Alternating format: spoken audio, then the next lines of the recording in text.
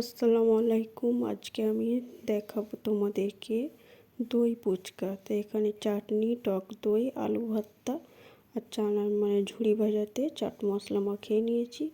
তো ফুচকাগুলো এইভাবে প্লেটে রেখেছি, রেখে আলু ভর্তাগুলো দিয়ে দিচ্ছি। আলু ভর্তাটা একটু জিরের গুঁড়া দিয়েছি, চাট মশলা দিয়েছি আর অল্প একটু তেঁতুলের জল দিয়ে আর কাঁচা লঙ্কা, ছোলা, বাদাম দিয়ে আমি ভর্তাটা করেছি।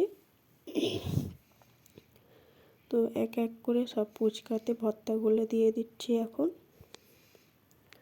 এই দই ফুচকাটা তোমরা বাড়িতে ট্রাই করবে। এই রেসিপিটা সবাই পুরোটা দেখবে, কেউ স্কিপ করবে না, তাহলে দই ফুচকাটা তোমরা সহজে তৈরি করে নিতে পারবে।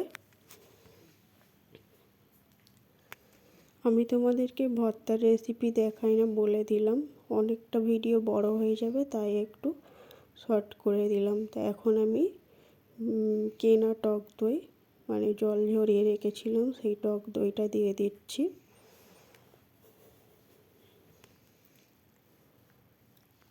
দই ফুচকাতে টক দইটা একটু বেশি লাগবে, তাই বেশি করে দিচ্ছি আমি।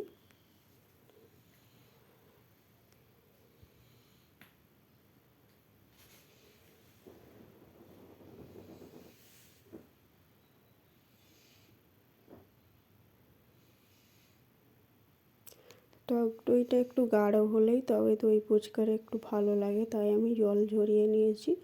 তো টক দই এখন সব ফুচকাই দেওয়া হয়ে গেছে আমার।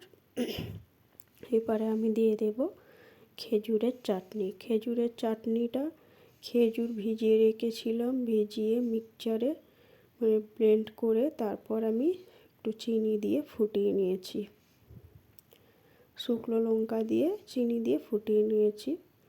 তো চাটনিগুলো এখন আমি দিয়ে দিচ্ছি ফুচকাতে।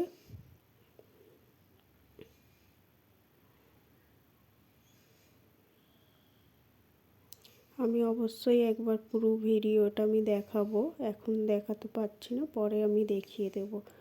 তো সেই ঝুড়ি ভাজা আর চাট মশলা মাখিয়ে রাখা বাদাম আছে একটু, সেটা আমি দিয়ে দিচ্ছি। আমার যদি ভিডিও ভালো লাগে তোমরা বেশি বেশি করে লাইক করো, বেশি বেশি করে শেয়ার করে দাও। আর যারা নতুন ভিডিও আমার দেখবে তারা চ্যানেলটি সাবস্ক্রাইব করে পাশে থেকো।